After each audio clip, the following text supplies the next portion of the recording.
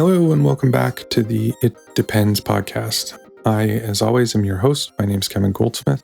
Today, we're going to revisit a keynote I gave in 2013 at the BBC Developer Conference. The name of the keynote was Building a Strong Engineering Culture. That was 12 years ago. It very much still captures my thinking, but my thinking has also evolved. And I wanted to revisit it, one, because I still think it's very important. I've learned some lessons since then, so I want to amend it.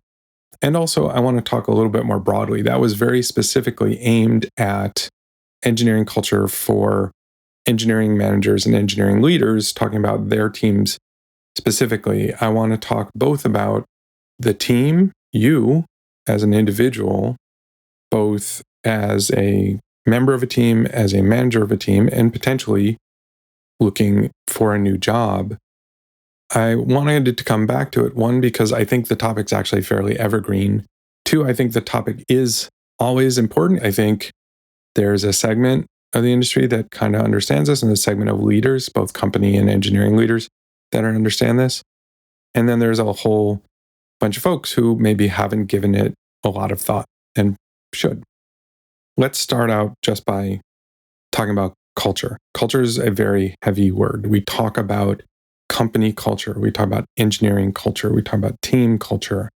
We talk about the greater culture, right? And what do we mean when we mean culture? What is culture? So specifically in the workplace, I'm going to reference Edgar Schein, who was a professor at MIT.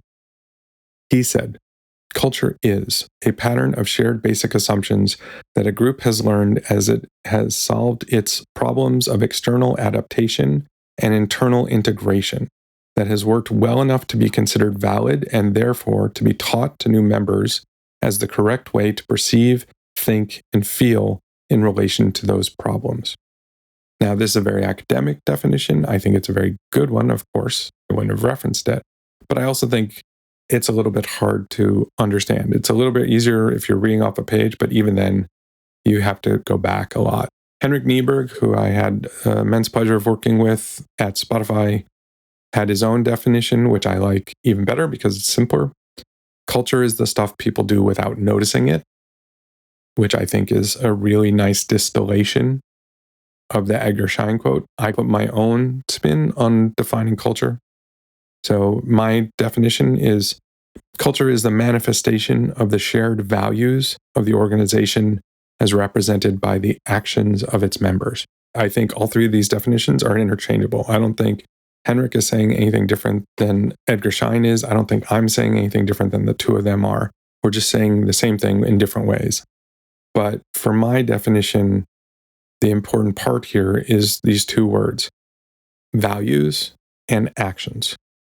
So it's the shared values of the organization as represented by the actions. It's not what you say, it's what you do, is the simplest way of saying it. And to Henrik's part, it's what you do without even thinking about it. You don't have to be told to do it. You just do it because that's what we do. Let's go into the values part of this. And I'll talk more about the actions in a minute. Companies love to talk about their values. Teams can create a shared values. This is what the team values. That's usually part of something like team working documents that you might create when a new team starts, like what do we agree on? Who are we? Those kinds of things. Companies do this all the time. Every company I've worked at has had the company values spelled out somewhere. This is where the actions come back. Lots of companies have had values publicly that weren't really the values, what I might call the aspirational values, more so than the actual values. So how do you know if what your current team or what your current company or organization, what your current culture is? It's not the claims of the culture necessarily. It's not the stuff that is in the employee handbook or in the intranet or whatever. But what is the actual culture? What is the actual values? How do you test them? Scott Birkin created a great test. How to test the core values of your team, your organization, your company, whatever. Can an employee say no to a decision from a superior on the grounds that it violates a core value. So if your company has a core value of honesty to customers, and your boss tells you to lie to a customer, could you tell your boss, I'm sorry, I can't do that. That doesn't align with the core values of the company. And when you said that, would your boss then fire you? If your boss would fire you or give you a crummy review or say, I don't care, do it anyway, well, it's not a core value of the company or not a core value of your team. So there's, again, the things that we sort of aspire to, those aspirational values, and then there's the real values. And you, by being in an organization, by being in a team, you eventually learn what those real values are. And they just become, as Henrik says, the thing you do without thinking about it. But it also isn't necessarily the thing you do because it's written down. There's a famous, I think, fake story now. We know it's not a real experiment, but it was supposed to be a real experiment where some university put a bunch of monkeys in a cage and then put some bananas on a ladder. And when a monkey would climb up to get the bananas, they would spray the monkey with a hose. Kind of cruel, which is why I'm glad I don't think it actually ever happened. Eventually, the monkeys stopped trying to climb the ladder to get the bananas. They started to introduce new monkeys. Take one monkey out, put one monkey in. Take one monkey out, put one monkey in. And when one of the new monkeys would see the bananas, they would try and climb the ladder, and the other monkeys would pull them down because they knew that they would get sprayed. Eventually, it was all new monkeys, no monkey that had ever been sprayed. And they would still continue to pull new monkeys down from climbing the ladder because that was a learned behavior. They had learned the value of the organization and they were enforcing that value even though they didn't know why anymore. So sometimes these kind of values come into a company for specific reasons, maybe historical reasons, and they become part of the culture. Those values inform the culture and really create the culture. They are the framework of the culture. And they don't mean anything anymore, but everyone's learned them. So that's what they do. There's another quote from Jim Rohn. He says, you are the average of the 5 people you spend the most time with. So your team. From a work context, your team. So these are the people you spend the most time with. If they have a common belief, you're probably likely to have it too.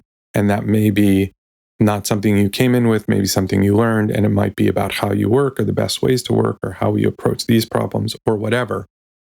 But it's a learned behavior. It's part of your value. So think about for yourself, like what are the real values of your company? What are the real values of your team? Not the stated values. What are the real values?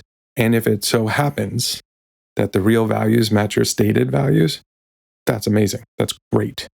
I will say, not happens as often as you would think. And I've certainly been in myself plenty of companies where the stated values and the real values were different. I will say, in the companies where the stated values and real values were the same, those would become shorthand. Those stated values would become shorthand. Hey, maybe we could solve this problem this way. No, that wouldn't be aligned to whatever value, right? And you would hear that in a meeting. People would bring it up. It would just end the discussion. You're right. This isn't the way we're supposed to do it. No disagreement, no argument. Another way to think about what these shared values are, because those shared values are really what creates the culture. It's what the real values of your team are. It's those things that the team all agrees on. It's the thing you won't get into trouble for doing because everyone agrees this is the way we do it. Another way to think about this is if your team's in an office together, you share an office. Some people in the office like it cold. Some people in the office like it hot or warmer. The thermostat. Where's the thermostat set? Has everyone figured out? Here's the temperature we all agree on. The people who like it cold maybe don't get it as cold as they like. The people who like it warm don't get it as warm as they like, but the team has agreed, like, this is the temperature that we will work at. A new person enters the room, they go, oh, it's too hot, or oh, it's too cold. They go to change the thermostat, and somebody says, whoa, no, this is the temperature we work at. That's It's not a really important shared value, but that is an example. You could say the same thing about how we approach coding or how we organize our work or something more like that. But I like the thermostat example. Your values, those shared values, inform everything else. They create the basis of the culture. The culture of your team, the culture of your division, the culture of your company are defined by those values. Now, again, what does your company tell prospective employees what the culture of the company is? Is it the actual culture? Maybe, maybe not. It might be, again, the aspirational culture. I've certainly heard that in interview loops where somebody tells me this is the culture of the company. And then I go, oh, wow, that's really interesting. And then I follow up in the following interviews and I find out, no, that's not really the culture of the company. That's either what the aspirational culture is, that's what they're trying to build or want to have, or it's what that particular leader would like, or that's what they've been told. And so they repeat it, but they don't really think about what is their actual culture. But if you click down that next level to what are the values, and do those values make sense in the culture they're talking about, you'll often find what are the real values. You'll often find a lot of conflict there. Just a lot of companies. I think a lot of companies want to project that they have a very healthy and supportive or whatever culture, but realistically, that's not the way they work. And I can promise if you've had a few jobs in your career, you've definitely encountered companies like this that say one thing and kind of do another, coming back to those actions. So the values inform the culture, create the culture. The culture then influences all the next sets of things like processes. How do we work? How do we account for vacation time? How do we account for expenses? Those processes come from the culture. Are we a permissive culture? Are we more of a strict culture because we're a startup and we have a belief in being very frugal with our money because we're trying to build a successful company or manage our resources for our investors or keep costs down for customers, right? You can think of like Amazon was a great example. They had a very frugal culture. You had to build your own desk, all those stories. Everybody got kind of cheap computers, but that was the culture and they reinforced that culture. So in their processes, artifacts, things like the actual physical things that the company has, things like signs, things like swag, things like that, what the offices look like. Those are the artifacts of the culture.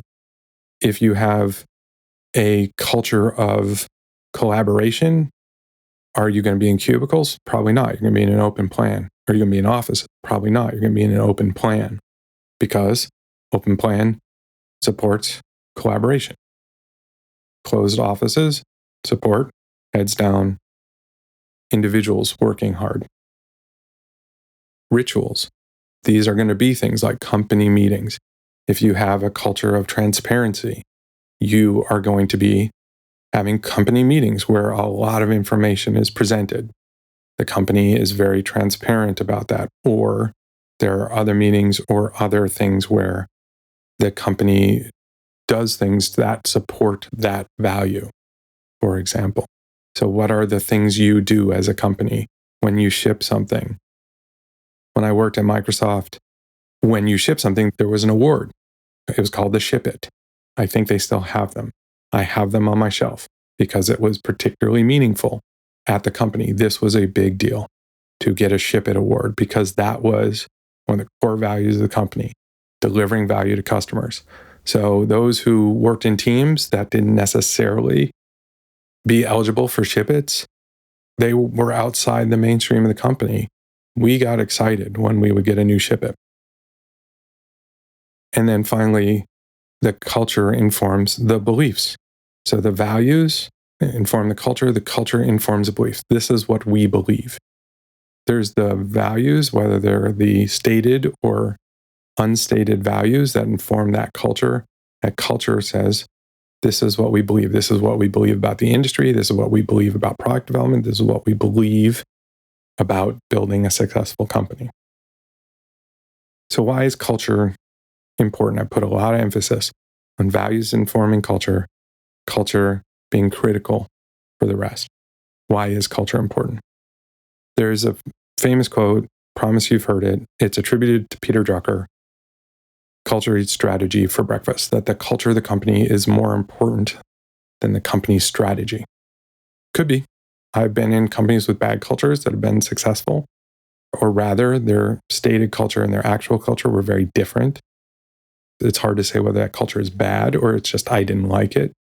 It wasn't necessarily bad, but it definitely wasn't what the company stated, and they were still successful. But they probably weren't going to be successful for the long term. If a company's culture is really at odds with what it needs to be, long term, it's definitely going to hurt the success of the company. You can get away with that for short term, can't get away with that for the long term. If your vision is where the company's going, culture is really what makes sure you can get there. If the vision is the map, the destination, where are we trying to get to? Culture is the engine in the car that gets you there. And it can get you there fast and smoothly, or it can get you there slow and with lots of breakdowns in the middle. Another great quote about culture is from Patty McCord, a former head of HR for Netflix, who said, culture enables success, but it does not cause success. It's something that helps the company go faster, go happier, go healthier. It's not alone going to guarantee it. You have an amazing company culture that everyone loves and wants to do their best in, encourages good work. It doesn't promise you're going to be a successful company, but without something like that, it's going to be a lot harder. If you're along for the ride at this point, you understand values, the real stated values or the aspirational values, the actual values, how to determine what the actual values are, how values create a foundation for culture, and that culture is important to the success of the company. What now? Let's say you have a good culture. You want it to support it. You want to protect it because it is enabling success. How do you do that? Your culture and your values have to inform all those other artifacts and processes I talked about. If they don't, then you are creating conflict within the organization. Your culture and values have to inform every other process and every other framework for how the company operates. Otherwise, you are creating a disparity between the way you work or what you reward and the culture that you have, which means if you are rewarding something other than the culture, you will change the culture. In the article I wrote that was in the podcast and in the newsletter and in the book about building career ladders, one of the things I talk about is a career ladder has to support the values and the culture. And this is why I get particularly frustrated when I hear about companies just adopting some other company's career ladder, because that happens all the time. The leadership of the companies realizes, we probably need a career ladder. Well, let's just take one from this company or that company. They seem to do it pretty good at this company. Let's just take theirs. And it seems like that's a good hack because clearly that's a successful company. So now what you're going to do is, you're just going to adopt it and it'll feel like an industry standard. The problem there is your company isn't that company. Hopefully, that company's designed their career ladder to support their values. And if your values are not their values, you're going to start promoting based on their values, hiring in based on their values, rewarding and punishing based on some other company's values, which means probably what's not going to happen is you will become that successful company. What's probably going to happen is you're just going to annoy all your employees and just set up a bad cycle, bad feedback loop within the company that's going to create lots of problems for you. That's why I very strongly, very, very strongly advocate build your own career ladder based on your values. Career ladder is a great first artifact to reinforce values because the career ladder ends up informing lots and lots of other stuff. And it could mean everything from the actual, at this level we need this, or at this level we need this, to how many levels do we have? If you have a lot of levels, people will get promoted more often. If you have fewer levels, people won't. And that's just something to be aware of. Because if your company is all about learning and growing as one of your core values, you're encouraging your employees to do that, they're going to want to demark that in some way. If your company is all about just doing a great job and trying to be relatively flat, like we're all the same, we all work together, fewer levels is probably important. It might reinforce that. Don't worry about getting promoted. The levels aren't really the thing we worry about here or the thing we think about here.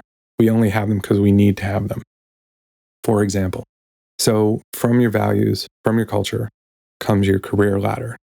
And it should reinforce the values you have, and it should diminish the values you don't want to start to introduce.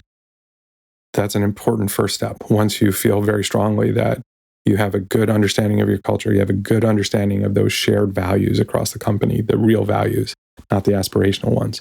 You can, if you're trying to transform your company, you can decide these aspirational values, this is really who we want to be. You have to make sure that's really what you want to be. But then you can put some of those in that career ladder. Just be aware, if that's not who you are today, you're setting up your current employees for failure because they've never been rewarded or punished based on these values. And so that's going to be a bit of a problem for them. They're either going to adapt or they won't, or they're going to choose to be somewhere else.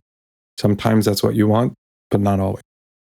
Once you have that career ladder, you have to really think about hiring. Hiring is where this really comes home because who you hire is either going to support the culture you have or the culture you're trying to maintain or the culture you're even trying to build, or it's going to hurt it. If you don't hire based on culture fit, and I don't mean like perfect alignment and we're becoming a monoculture and groupthink or anything like that. I just mean you need to make sure that if you believe, for example, a core value is collaboration, we collaborate, we work together on projects, and you hire someone that hates to collaborate, wants to be heads down, not talk to anybody, and just do their work, that person is one, going to be unhappy because they are going to be constantly having people tell them they want to collaborate, and that's not what they like. And two, if that person stays, even though they're unhappy, and continually advocates for working alone, and let's say it's not that they don't do good work, they do good work, and they're rewarded by raises or promotion, that sends a strong signal into the people around them that this collaboration thing isn't necessarily the way that you are successful at the company. And you start to get more people advocating to go it alone. And what's worse, potentially, is if this person who doesn't like to work collaboratively ends up in interview loops, they're looking for people like them. They have that similarity bias, whether it's intentional or unintentional. If they're feeling very much on the outs, where everyone else is collaborating and they don't, they're probably going to be really looking for people like them because they want to change the culture to be more what they like. So this is why it's critically important. First, you got to get the career ladder in because that's going to tell you what's expected of people in the team. You use that to inform the questions you ask and the things you examine when you hire people to make sure that people are aligned broadly, not specifically, but broadly with your culture and are not diametrically opposed to it. From that piece of hiring, the next most important thing to reinforce and support your culture is onboarding. When you do hire that person and they come in, and hopefully you've done a good job making sure they're aligned broadly to your company culture or your team culture.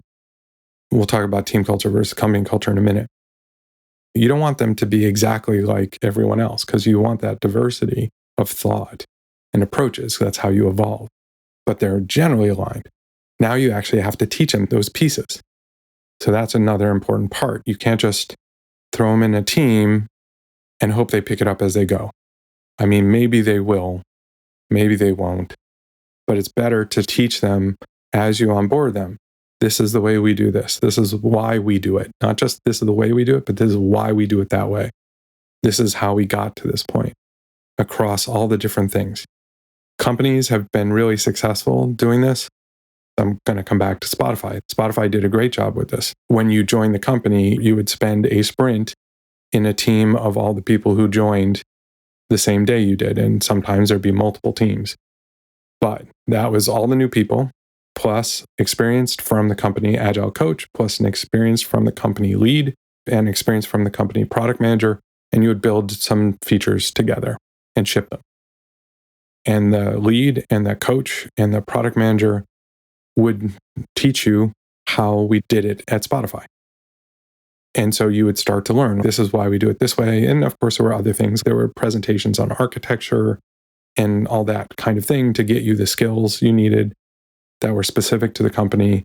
But they wanted you to learn together how we did things. And because the people from that team, that new joiners team, were going to end up in all different parts of the organization, we were teaching them the way the culture worked, the way our processes worked. So when they went and joined their actual teams, no matter where they were in the company, they would have that experience of the way it's supposed to work. And if a team was starting to get a little bit off, starting to drift, they would help steer it back into place. So you have your values. Your values create the basis of your culture. The culture creates the basis of your processes, artifacts, rituals, and beliefs. One of those artifacts is your career ladder, which then informs your hiring, which then informs your onboarding, which then informs your performance reviews. So having a rubric, I've talked about this before on the podcast and in the book when I talk about how to do performance reviews. Your reference is not other employees. Your reference is the rubric, the career ladder, your career pathing. That is what you compare people against. What are they supposed to be doing? What is the expectation of somebody at this career step around professional maturity, around skill set, around different things, leadership, technical or managerial leadership? You're comparing them against the rubric because the rubric is informed by your culture and your values.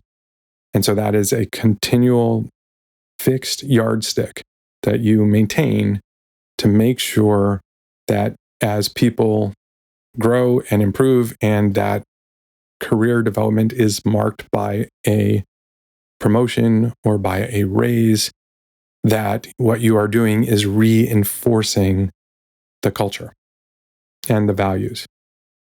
If you are not using that as the yardstick, what happens? What happens is you start to promote or give raises based on something else. And what becomes clear to people around this person is being promoted doesn't rely on doing the stuff that's in the career ladder or career pathing. It's based on whatever this person does. People are aware of each other on a team, and they're very aware of each other in an organization. And if you've been a manager for longer than a year, probably you've had somebody come to you and say, hey, I wanted to be promoted to senior developer. And you keep telling me, well, I need to do this or I need to do that, or I'm doing this, but you want to see it happening more often. But my friend in this other team, they're way worse than me, but they just got promoted to senior developer. So why are they getting promoted and I'm not? I've heard that conversation so many times. And what that is telling me usually is either people don't really know what their friends are really like, or you're not being consistent and you're not using the rubric as a ruler to compare people against. They're getting compared against other things. But if that starts to happen enough, again, I'll use collaboration as an example. If you're rewarding and promoting this person that works by themselves, that never works with others, but you have a value of collaboration, what you say is, well, we do value collaboration, but it's okay if you don't. What starts to happen is people start to go, unless they love being collaborative, they go, well, I really would actually prefer to work on my own. And what I'm seeing is that gets rewarded. But maybe I should, or maybe it's not a problem if I don't.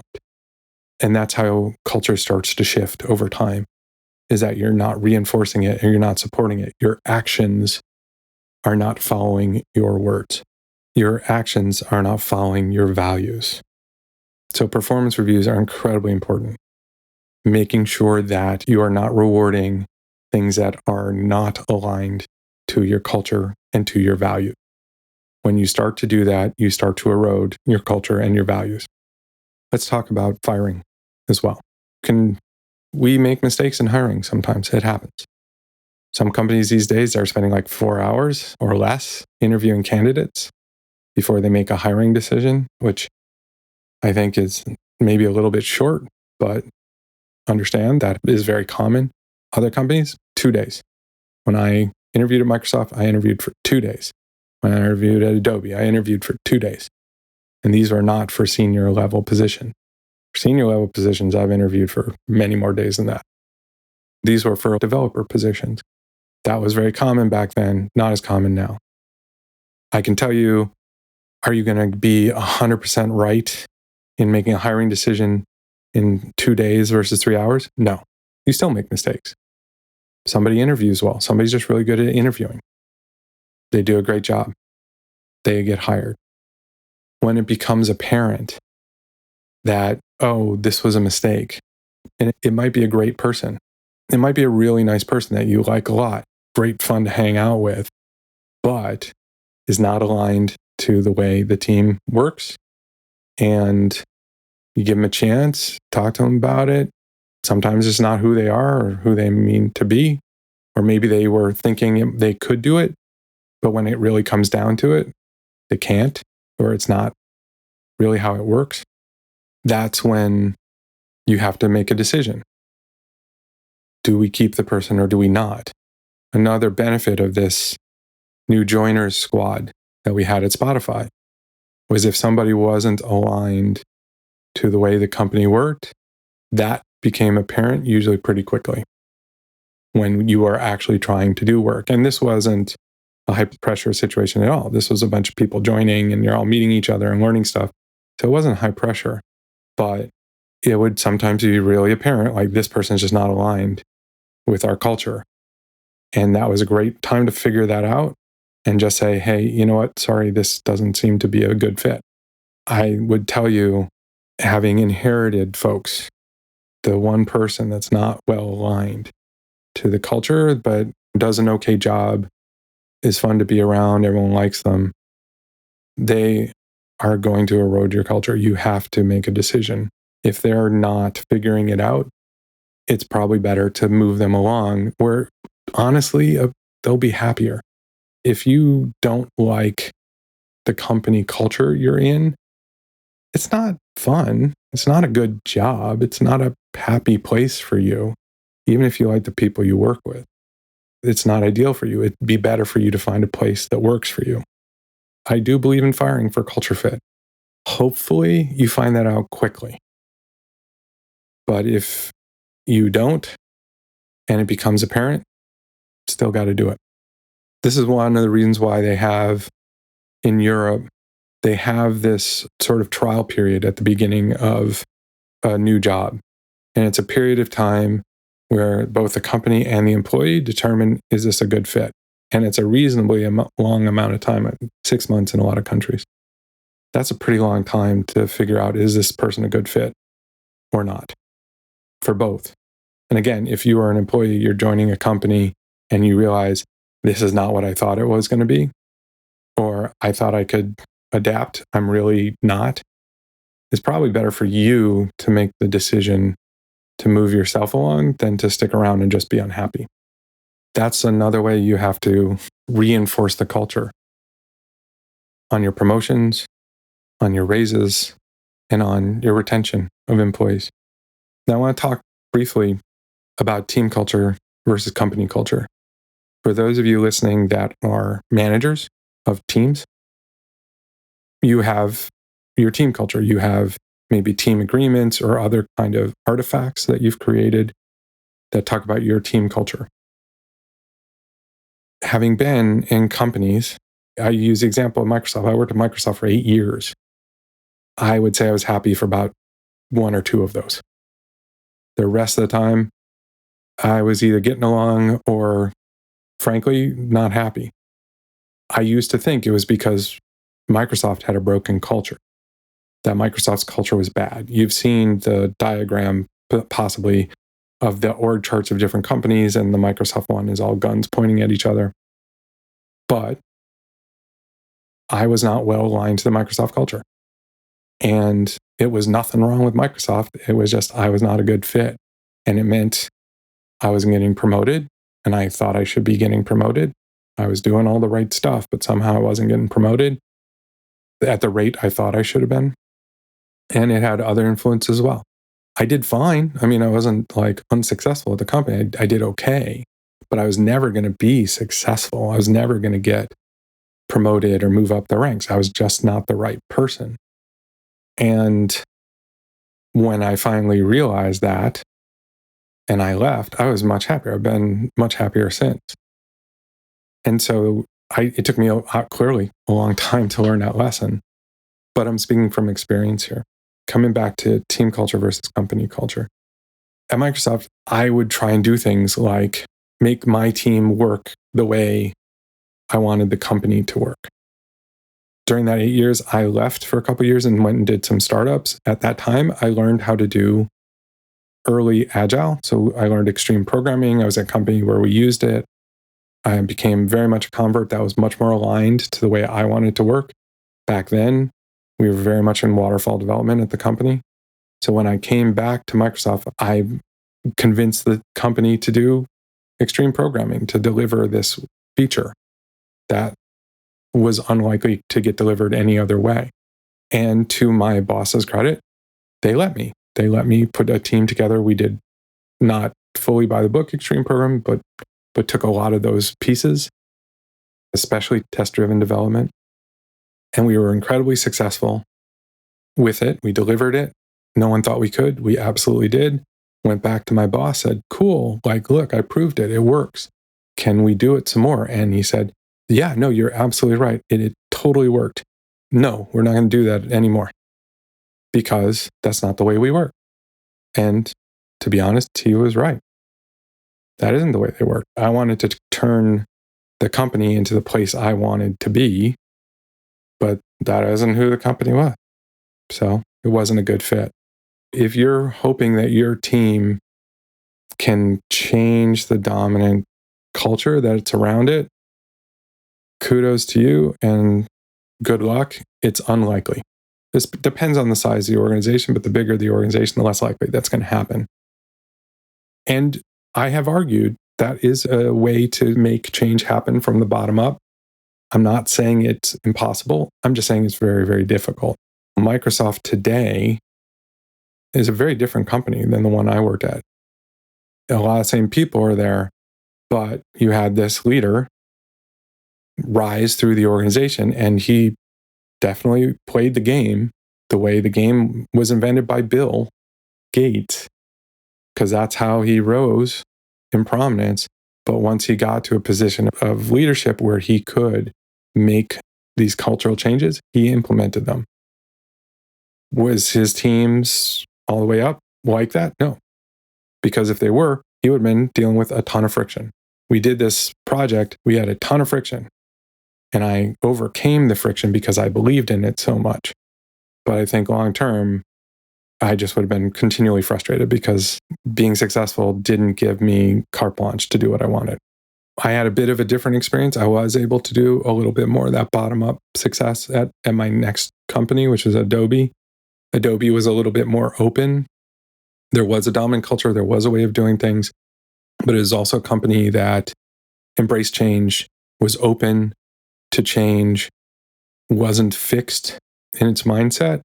And so there I did something very similar where Adobe was already a very agile culture when I got there, but I did one of the first sort of very lean startup-y type of projects at the company and had a similar experience where we were able to deliver something on a really aggressive schedule and did it very, very well by embracing those ideas And that success was rewarded as opposed to, wow, that was great. We're never doing it again, but nice job. So that's more kudos to Adobe. But again, one of their core values, whether it was stated or not, I don't think it ever was stated, was they were very open to change and very open to thinking about how they worked. Adobe was a great culture for me because that is very aligned to who I am. And I was very happy there. I think I might have stayed maybe forever. I might still be there if it wasn't for my own sort of career ambitions.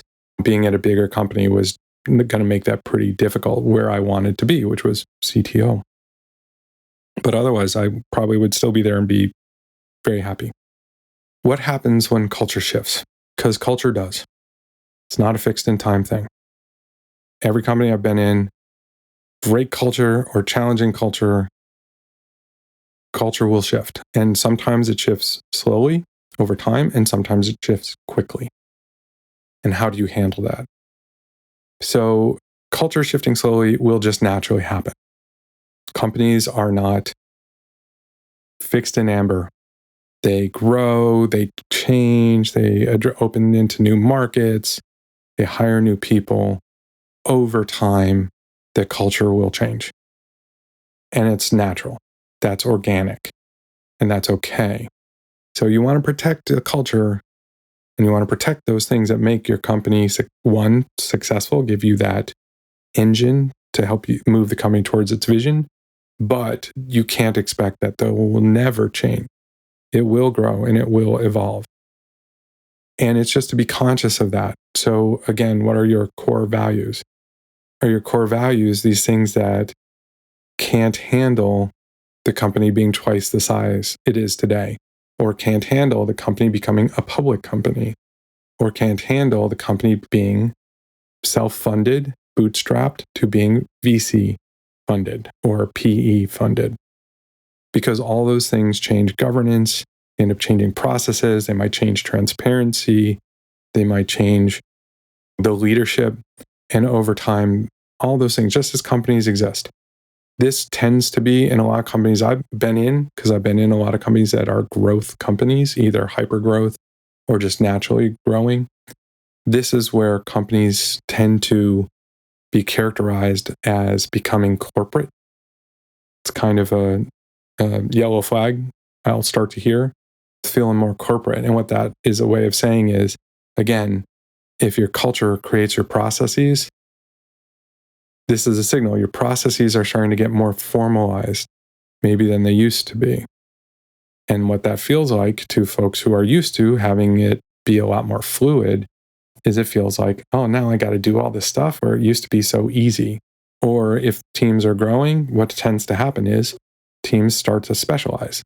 In individuals, you start to hire people who are experts at doing one particular area. They may be T-shaped, but they're primarily a mobile developer who can also do other things potentially.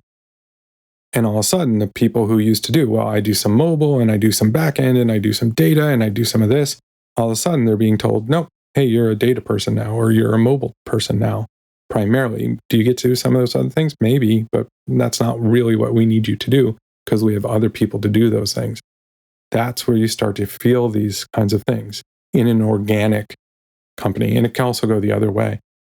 The company's struggling, company gets smaller, possibly, and people go from having one job, I'm the this person, to now I'm the this and this and this person. And now you have to be able to do different things and you have to flex different muscles. That's another way. Or you hire a new executive person who brings in a slightly different energy, not necessarily very different, but slightly different. And that kind of changes, again, the processes, the artifacts, or the rituals. And that is your culture changing over time.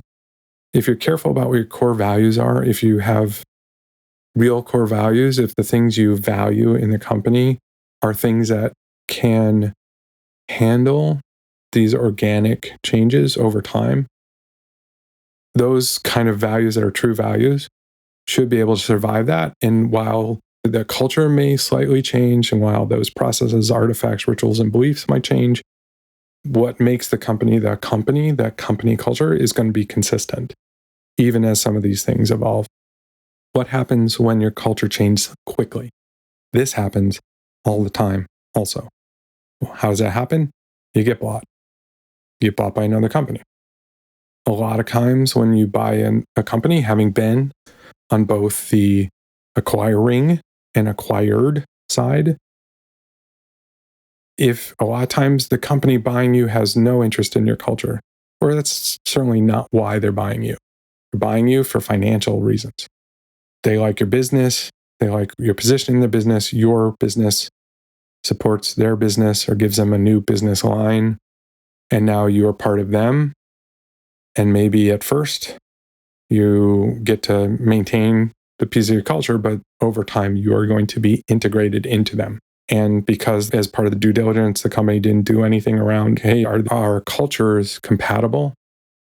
If they haven't done that work, what's going to happen? Things are going to change. That's the way we do this now. All your processes are going to change. You're going to start to get the values because you'll probably start to inherit things like career ladders from the acquiring company, or if you're acquiring another company, you're going to be putting your career ladder on them, which is reinforcing your values, not necessarily their values.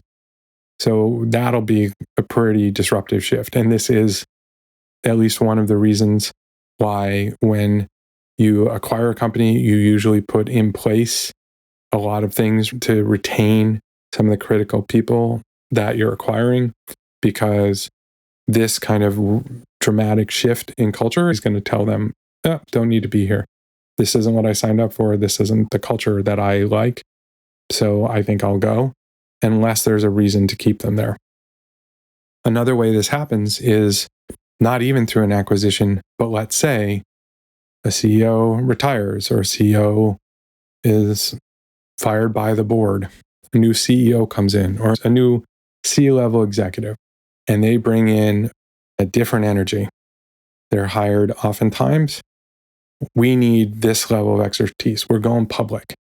So we need a CFO who's taken a company public. And so you go and hire that CFO, and they say, okay. And they come in and they look at how things are done and they go, this is crazy pants. We can't be running a company this way. And they start to make changes. They're bringing values from wherever they come from, as opposed to the company's values. You were really looking for a specific skill set. Maybe you weren't investing as much in that cultural alignment piece for somebody so senior or for a specialized skill set.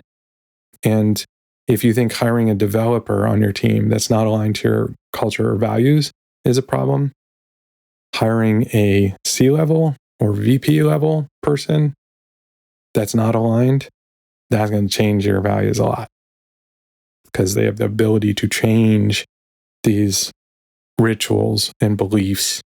And sometimes it seems like it's a good thing. This person has all this experience, so let's learn from them. They know how to do this and we don't. Problem is, they're bringing somebody else's culture. You see this really commonly in startups. Startups go and hire, not to badmouth anybody, because I got hired from Microsoft, right?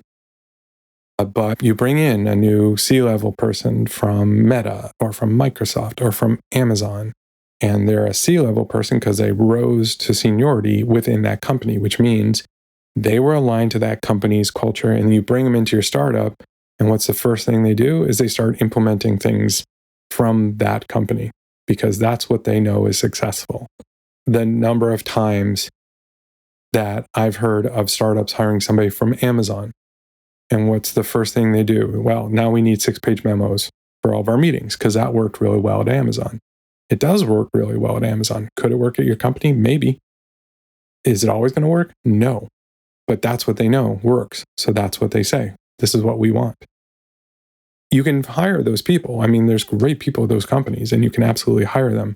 You have to hire the ones that are open, that are open-minded, that are bringing their experience with the understanding that the experience I had in these places is not necessarily that these places work better than any place else. It works better for that environment. How do I take the things I learned from those places and put it in the context and the culture of the company I'm going to? There are lots of those kind of people. I like to think that I'm one of them, which is why even though I worked 9 years at Adobe and 8 years at Microsoft, and have IBM on my resume, people still hire me. Now it's a little bit easier because I have all these other startups and stuff. But I didn't come into any of those startups going, well, this is the way we did it at Adobe, so that's the way we're going to do it here at Spotify. That would have gone over like a lead balloon. But that fast culture change, that's going to be incredibly disruptive.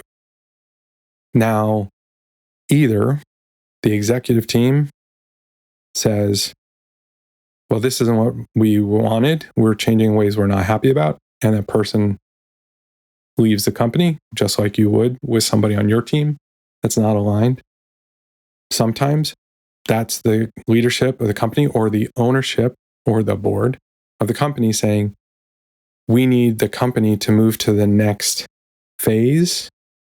And that means we need to make a culture change. And we're going to do that by bringing in a different type of leader at the top. So that is where you'll see like entire executive teams flip.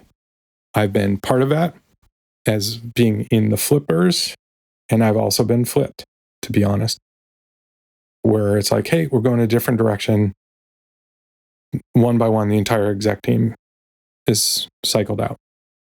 That happens a lot. Either a company's growing really, really fast. It's time to take us to that next level. We need experienced people who know how to do that. Let's bring in new people. Or the company's just really struggling. We can't get it past where it is. Let's bring in some new people, some new ideas, and see what we can do. So when that happens, company culture changes really quickly. And if you're an employee just doing your job, you're going to see that change, and you're either going to be happy about it or you're not. If you're not happy about it, complaining or fighting it is, I hate to tell you, probably not a good use of your time. Now, if you can be open-minded, because I have recommended this sometimes to people, if the company is evolving to a next stage, perhaps, and the company culture is changing and you're not sure if you like it, you don't actively hate it, but you're like, I don't know if this is what I want. I usually would recommend to people, no, try it out, because you might learn some things. These people aren't being brought in to break everything. They're being brought in to help evolve things. And you can take some time to see how things go. And maybe you're going to learn some things along the way, new ways of approaching problems or new ideas. So I don't necessarily recommend, if that kind of fast culture change starts happening, you should get out of Dodge. But what I do recommend is, unless you like, I hate this, I don't like being here, I need to be somewhere else, unless you're feeling really strongly like that, I usually would advise people to just go with it, see how you like it, because you might be surprised and you might get to learn new skills or learn different approaches and build a toolbox for yourself. But if you're not aligned, if you're unhappy, I was unhappy at Microsoft. Like I said, I used to think it was Microsoft's fault. I later realized now that was my fault. There's a quote I like from Shanley Kane, which is, broken cultures break people. If you're unhappy, if you are unaligned with the culture, why are you staying? If it's not the right company for you, why are you there? These days, we have lots of folks who are job hugging. If that's your situation, I'm not going to tell you not to do that, especially in today's job market. But if something else comes along that may be more or culturally aligned for your values, you should be considering it strongly, because you're just going to be happier. And if you are aligned to the company's values, you're also going to be more successful. I'm going to finish up with, how do you know if a company you're interviewing with shares your values? Let's say you decide you are not aligned to your current job and you want to go find another job at a company that is aligned to your values. How do you do that? One, you have to know your values. So I'll link back in the show notes. There's an episode about taking a deliberate approach to looking for a new job that describes a process I did a few years ago when I was looking for a new role, and how the first step of that was understanding what is important to me, what are my values, and then ranking them. and then developing questions that I could use during the interview process to determine whether the company's true values, true core values, not their aspirational values or stated values, what their real values were, if those were aligned to what I was looking for or what was important to me. You can go back and listen to that episode or find it in the newsletter. But that's what I would recommend to you. First, understand what your values are, what is important to you, what are your want-to-haves, what are your like-to-haves, and what are your must-haves. Develop your own questions. Ask about the situations. What happens when the company is under pressure or management is under pressure? What happens when revenue is short for a quarter? What happens then? Because that's when the real stuff comes out. And I've lived that. Went to work for a company, the CEO, experienced startup CEO, told me a great story selling me on coming to the company about all the crummy companies he'd become CEO at. He was one of these people that got hired in to kind of fix companies and talked to me about the broken cultures and the kind of culture he wanted to build. His company sounded great. I met the initial team. This was a kind of early stage company. They were amazing, well aligned culturally. I liked all these people. I respected all these people. It seemed awesome. Company is a startup. Company had a little bit of a tough time. What started to happen is those kind of stated values that for a lot of us were our core values turned out not necessarily to be the core values of the company because we started to violate them. We started to violate them one by one. And when I said, no, I'm not going to do what you're asking me to do because that's not who we say we are. That's not what we say our values were. And the response was, I need you to do it anyway. That's why I knew this was not the right place for me. So ask about what happens when the product's late. What happens when a customer, if you're in a B2B company, what happens when a customer is about to churn? What happens then when you miss a quarter? Because that'll tell you if these stated values are true values or they're aspirational values. And if they're not the true values, you can't count on them. Because under pressure, they're going to revert to what the real values are, at least from leadership or maybe just your boss. So do your due diligence when you're interviewing. And you don't have to do it in an overt way. You can do it in very subtle ways. If the same way that people ask you questions when they're interviewing you for a job, you can figure out ways to say, how do you do product development? Or how does scheduling work? That sounds like a place I want to be. What happens though if it's late? How does it change? Or what happens if a customer is going to churn if they don't get this feature by a date? And the sales team really needs this by a date. What happens then if you're not on schedule? How does that change things? And if the answer is, it doesn't, this is how we deal with stuff, but that is still aligned to those values. And you can get specific examples, just like an interviewer is going to ask you for specific examples. If you can do that, that's telling you it's a true core value.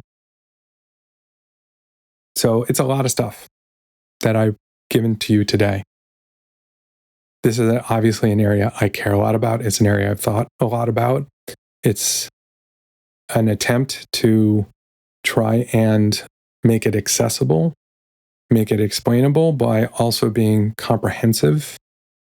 If you're interested in the original talk, and to be fair, the 2013, 2014 talk I was at Spotify, it's very much about Spotify because one of the reasons I was giving that talk was to convince people to come work for Spotify.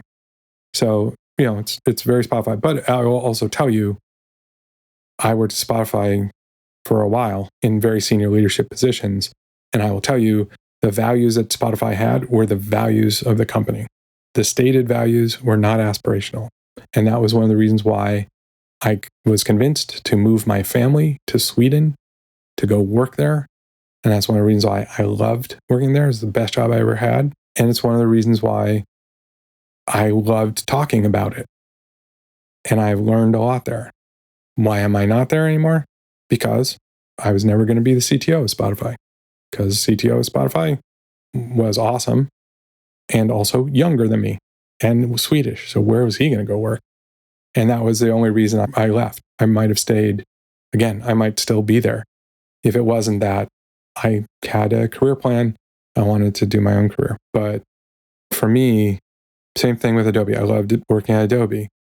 I might still be there if it wasn't for I had these other things I wanted to do. I wanted to grow in my career. But the reason I loved working at Adobe, the reason I loved working at Spotify was because these companies' core values and culture were incredibly aligned to me personally. Are they good for you? Would they be a good place for you? Maybe, maybe not. And by the way, both of them have changed a lot. I haven't worked at Adobe in 12 years. I haven't worked at Spotify in 9 years. They're different companies now. Would I still be happy at either of them? I don't know. Maybe. But I was happy then. So am I happy at my current company? Oh yeah, I am.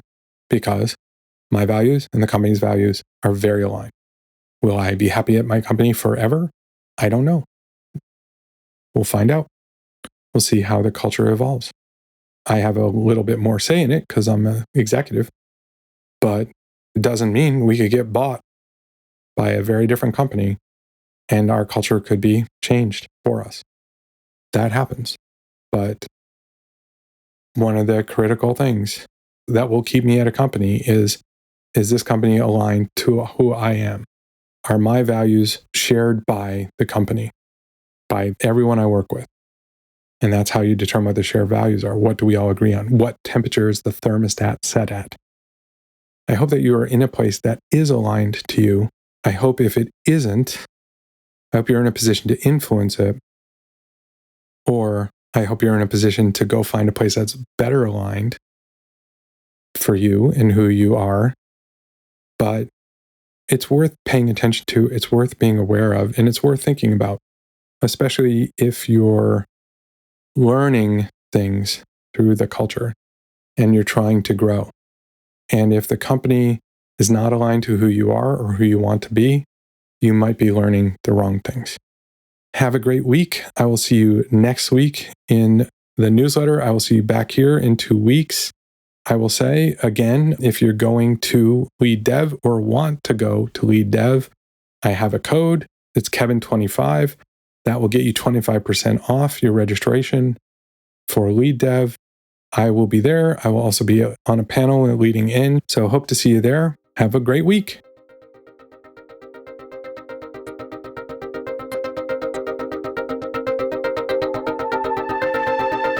Thanks so much for listening. Please, again, subscribe, rate, share episodes of this podcast on your favorite podcast app.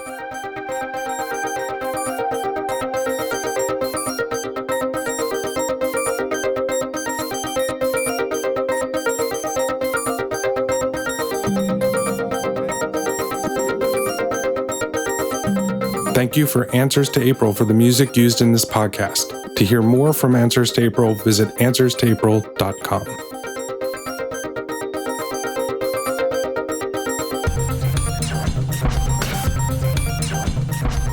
This podcast is a production of Unit Circle Media.